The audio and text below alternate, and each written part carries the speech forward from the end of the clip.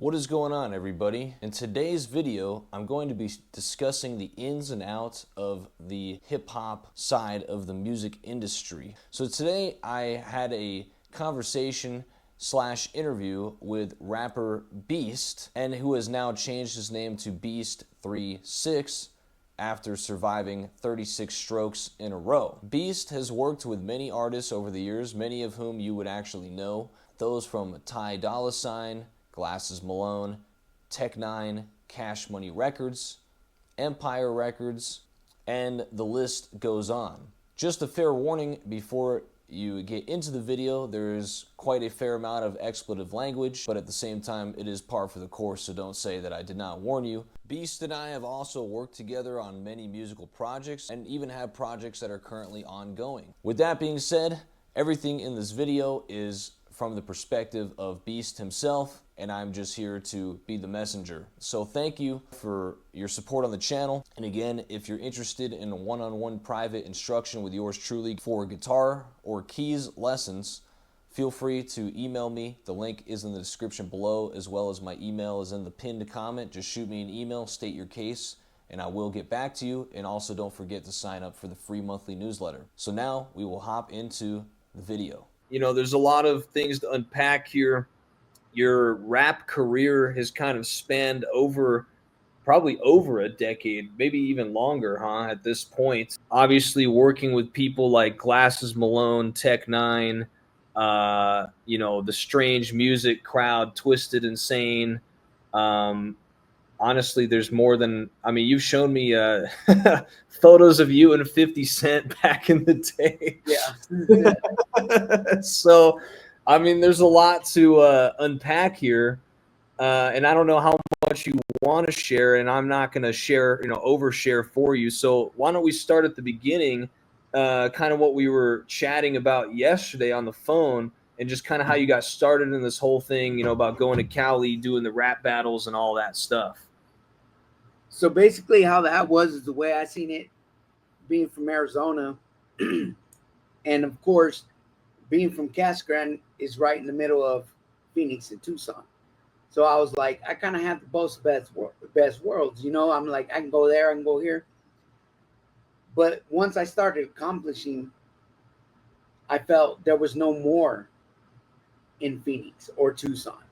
I knew it was limited, you know what I'm saying? So I was like, well, only thing is to make that leap of faith. So I was like, okay, now I'm going to Cali. So how'd you find out about the event in general? I think it was just at the time it was MySpace. Oh man, okay. So this is a while back. Yeah, so that's actually how I connected with someone like Glasses. It was through MySpace, and that's when I realized there's a whole nother world that's actually engaging with me than what I'm just seeing in Arizona. And a lot of people from Arizona would say, well, I don't go to Cali because Cali and Arizona, there's always in the streets, there's kind of some rivalry. I think because a lot of my viewers, obviously are more like rock metal people. So I just want to try to explain the culture of hip hop in that way too, as much as possible, and explaining that for whatever premise it is, hip hop mostly is affiliated with gang activity, right? Would you agree with that? Right. I know what I look like. I know I'm always going to be judged, not just by the general public, but by other gang members or people that look like me and say, hold on, what's this motherfucker doing over here? You know what I mean? And when I was, like I said, when I was going into, LA in these neighborhoods, I'm looking around and it's nothing but Crips. I show up and I'm like, I'm representing where I'm from. I'm like, I got a fucking red shirt, and I'm just like, okay, I don't know if it's going to be 100% safe, but fuck it, I'm here. So when I went to California, I was like, this is what I got to do. I knew I didn't want to move there, but I knew that's where I had to be. Sure. So this event was hosted by Glasses Malone, right? Glasses Malone and a few other artists that were hosting this event. Yeah, so I was like, okay, well, I see where I end up, when they named out their top three, I was in the 3. And automatically, because I was wearing red, I had a lot of people already kind of, you knew that they just had the bubble guts. They weren't staring or they weren't mean mugging. They just had the bubble guts like, oh shit, I didn't get in there. What the fuck? So I was kind of like, all right, I can already feel the animosity in the room. And then I was number 2. At that moment, I think where I was like where stage was. I think I was seated kind of close to the stage. Glasses got up. He walked over. He whispered in my ear. He's like, "Hey, don't go nowhere. You're actually number 1. So stick around." So I was like, "Okay, dope." So I just stayed humble, and I just like, okay, I just let it ride out. He's like, I never heard a Mexican dude with your talent. And I Yeah. said, okay. I said, well, I appreciate that. There was a little bit more segregation out in LA. Yeah. So he takes your CD. You guys like you get like his phone number. Yeah, that was the thing. I was like, motherfucker like glasses doesn't just give his phone number. Yeah. So he gave me his phone number. I texted him, and I was like, yo, I'm gonna be going to Cali again. Let me know if there's a place where we can link up. He goes, I was actually waiting for your call. At the time, he was signed with Cash Money. Yeah. So that's Lil Wayne, Low end. Nicki Minaj, Drake, Yeah, Tyga. Yeah. It's like you're literally if you get signed to Cash Money, you are at the top of the game at right. that So time. that was like the pinnacle. I was like, holy shit. Yeah. So at the same time, and I never told Glasses, and but I was, to me, it was like a that was something to brag about it. Of course, I didn't brag about it, but I'm just saying that was something to brag about. Because obviously now then we start getting music with you guys where it's like, oh, Beast featuring Glasses Malone, not the other way around. Like what where was the pinnacle of like, hey, I'm doing music with you now. Let's give you a leg up. And then, like obviously he's on the Tech Nine tour. Bring me into that. It wasn't really until you brought it up to me, like it was Beast featuring. I never Right. I never thought of that. Well, yeah, so like everyone that looks at that, it's like, okay, he does like you if he's featuring on your song. Right. Just allowing you to have a feature on his song, it's kind of like, oh, I'll throw him a bone. But when it's on your song, it's like, man, this dude literally went out of his way to get on your track. Well, yeah, that was the thing. So when he was like, "Don't send me something," I'm gonna come down there. So I was like, "Holy shit!" And we went to one of my homeboys' studio in Phoenix. He came down probably a month after that. I talked to him. Yeah. He came down. He said, "I'm gonna be in Cali," and I was like, "Okay." So I'm thinking, "Oh shit, he wants to pick him up from the airport." He's like, "No, I'm driving down," and he drives in a van with now everybody knows DJ Head. Oh, okay. Yeah. So that he came with DJ Head. He came with a few more people. He's like, "All right." He's like, "Where's the studio at?" I was like, "Shit, we got to go to Phoenix for that." So I drive him up to my homies in Chandler. We're in my homie's studio party. My girl was with me. He goes, "All right, let me just hop in the booth or whatever." So that dude's tripped out. He goes, "Okay." He goes, "Let me set this mic, this and that, blah blah blah." He's setting up, and Glasses goes into the room. He goes into the room, and he puts the headphones on. And if you ever been I know you have. You've been in a recording studio where you don't really hear shit. You just Yeah. hear, the rapper rapping. I don't know what the fuck it sounds like. He's just rapping. I was like, at that point, I didn't even care. He's rapping. So then he looks at you and he's like, you hop on this track now? Yeah. So And, and then he ends up giving you the track. yeah, Yeah. So from that point on, is he like trying to basically get you a record deal? Is that the premise? yeah, because he got hit. See, I'm part of where I don't know if you can see it. My tattoo right there. So Glasses is Blue Division. That's his main Oh, label. so that's where you got that from. Yeah, but mine says Red Division. So Glasses, he gave everybody their affiliation, red division, brown division. You know what I'm saying? So he separated all his conglomerates. You know what I mean? So everybody Interesting. had, so they had their own thing on the blue division. Was he trying to sign you to that label? Well, a gentleman's code of conduct, assigning is something that no real motherfucker does. What does So, that mean? like, nobody signs paperwork. You know what I'm saying? Because if you sign paperwork, that means you're trying to take me to court one day. Okay. You know what I'm saying? So, Oh, so it's literally just like you can use this name for clout. Okay. yeah. That makes a lot more sense. So okay, so you're like technically with, I guess, said label, right? Is that how Right. that works? Okay, Yeah. so do you get it? Well, first of all, do you get anything out of that? Is still have to like pay for all your own recordings, music videos, etc. So all my videos and shit, I had a video guy I was fucking with that actually, um, we talked about Carlos. He, Yeah, he used to shoot all my videos, and I'll say this shit now because everybody he's been connected with, I like. I never used to like, but I take credit now because yeah.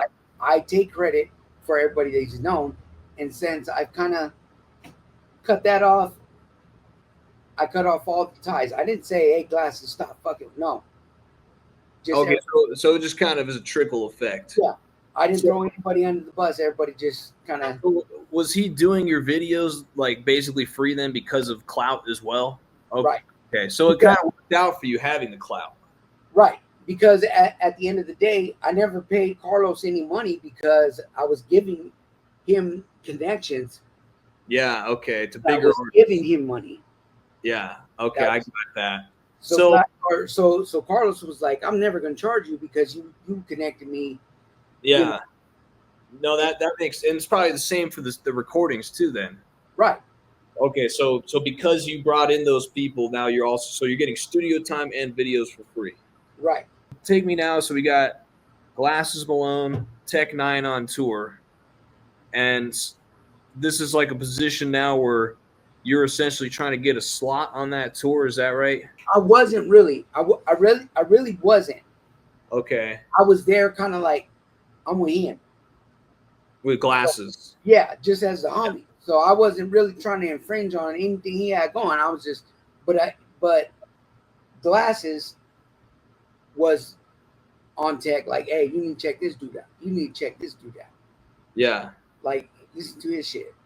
Okay. And, but I don't know. I like to think. I don't know. I'm not throwing this on tech because I seen tech and I've been around tech. So I'm not throwing this. I'm not saying that he said, okay, I fuck with his music, but I'm gonna keep him at a distance. That's what I felt. I think it was just like a financial reason, not anything personal. I think it was just like we're not gonna sign an artist right now. Yeah, so take me to like kind of the behind the scenes stuff that you were um experiencing like in looking at getting a record deal that kind of turned you off. It sounds dumb when I say this because I do have the look of a rapper, but I was like, I don't have the right look. And by the right look was they knew I had a wife and they knew I had kids. Okay, so that was a problem for you. Yeah, because in the industry, if you notice, a lot of artists either got to leave their families to actually be successful. You know what Yeah, I'm saying? or you just don't know about it. Like you never knew they had a family a lot of the time. Exactly. And that's Especially- one thing that I wasn't never going to hide my family Sure. because to me, family is more important than friendship and a And record deal. music. Yeah.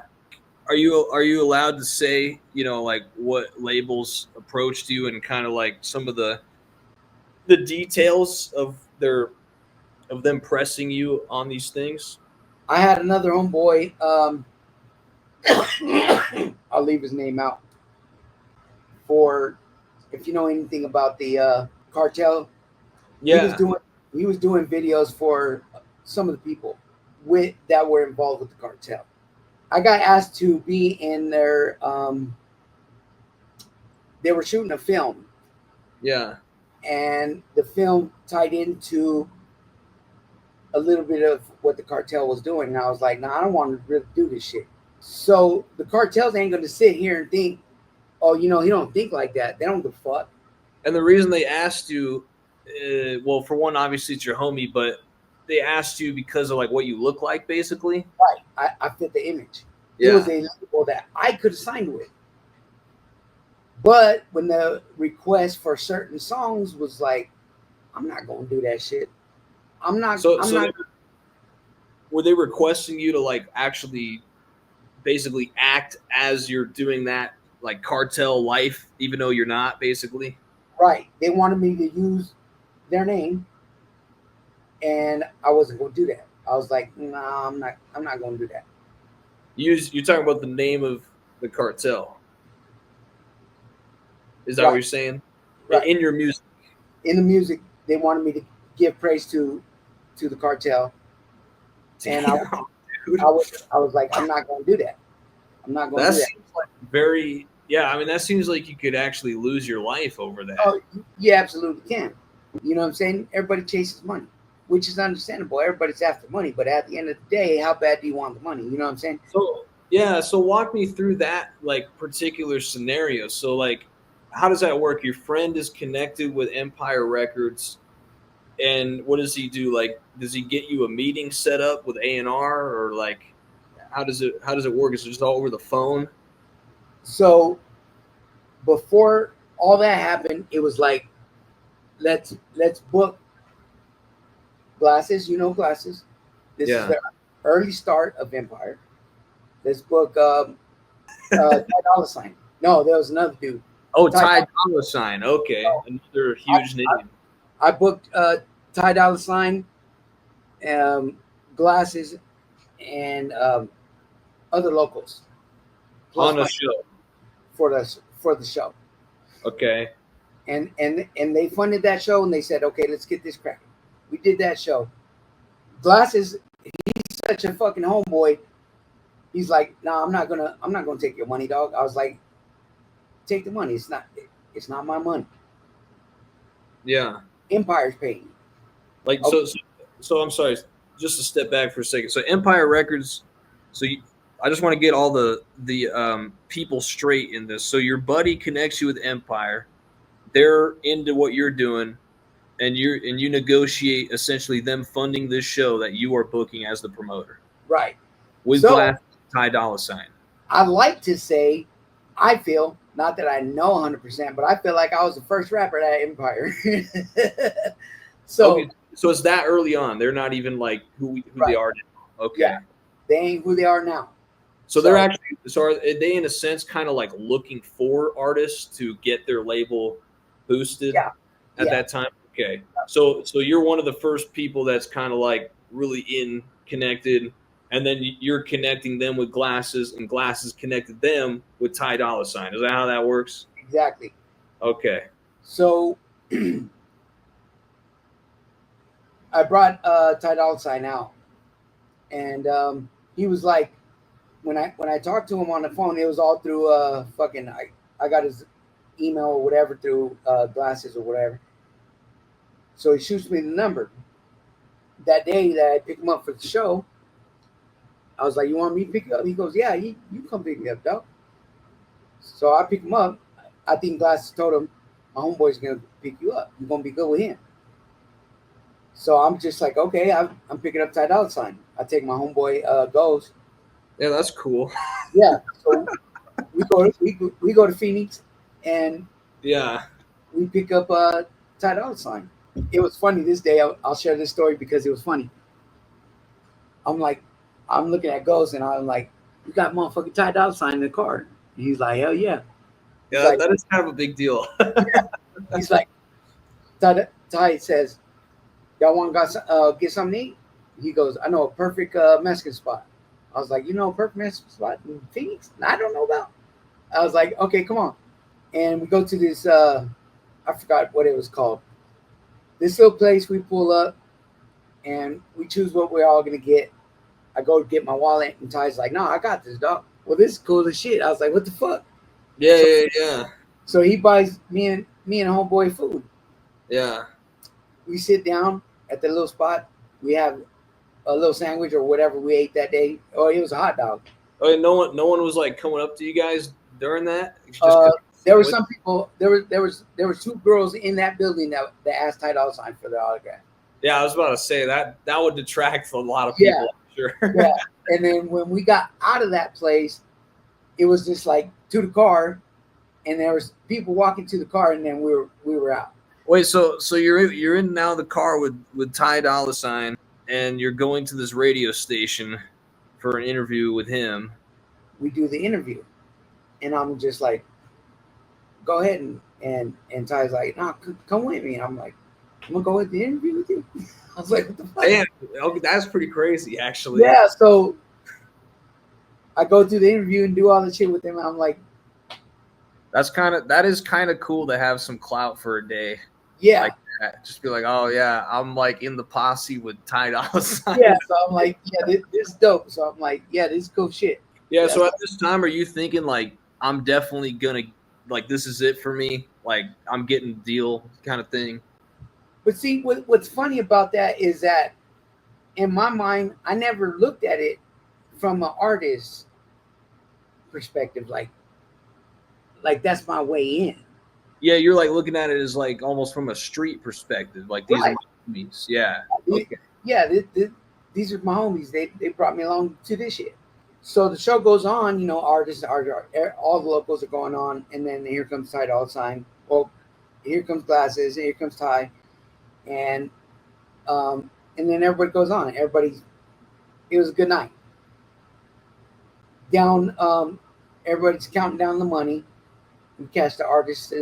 We give Glasses his cut, and we give Ty his cut. That's where we met up with Charlemagne. Oh, Charlemagne. Okay. Yeah, Charlemagne from the Breakfast Club. yeah. Is at that party? Okay. Wait, why is he at that party if he lives in Vegas? He was there. He was there for the show, and he was there with Glasses because he was his homeboy. That's his homeboy. Okay, I got you. Okay. So he was there on that whole little run. I got to see all this shit and all these artists, and then I was like, okay, what the fuck am I into? That's when I knew the affiliation with Empire, what that was affiliated with, and I was just like, yeah. I told my homeboy I was fucking with, and he offered me the deal, and I was like, no, I'm staying away from that. That's where that's where I'm going back. Why I stayed away from Empire. We never talked about money, but he said they'll fund your first two records. We'll do per album. It was like 4 or 5 videos, Wow. and we'll get you on a tour. And I was like, it was all enticing. I was like, well, before I ever said no, they let me know of what was expected. Like so basically they laid out like this is how we look, this is what you're gonna say.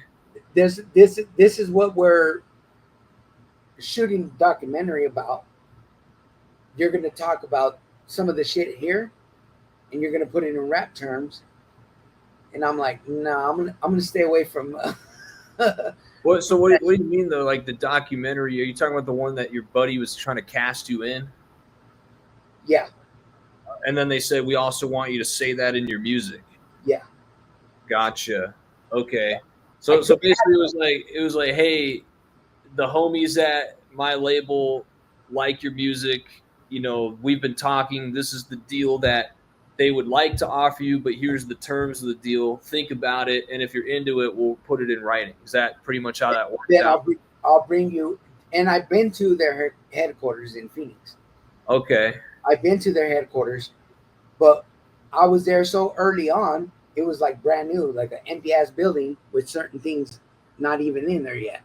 Would you say that rap music can be, if not maybe is, the most dangerous genre to get into as an artist? I guess what's most dangerous about it is not knowing. Yeah. You know what I'm saying? Or knowing people. Right. Um, Like, because they treat it so street. It's like the street code is also the code of the labels. I'll say this, not necessarily, not, and this is everywhere, but Yeah. I've mostly seen it in my state of Arizona. There's a lot of posers Yeah. where they try to get away with it. Like, Like being a poser, you're saying. yeah, they get away with it. And What does that mean though? Like you're talking about like fake affiliations and stuff like that? like people rapping about shit that really have no ties to the shit. There's certain things that I rapped about that stuff I let out is things that I have seen, done, or been around. I don't talk about everybody else's shit. My words might sound harsh, but stay away from record labels. Yeah. Build on your own. If you got what it takes, you'll build momentum. You know what I mean? Everything is now a platform to where you can drive yourself instead of getting trapped in Yeah. somebody else's fucking money pot. Yeah. For And sure, bro. and that's what it is you end up fucking bankrupt or fucking owing a lot of money.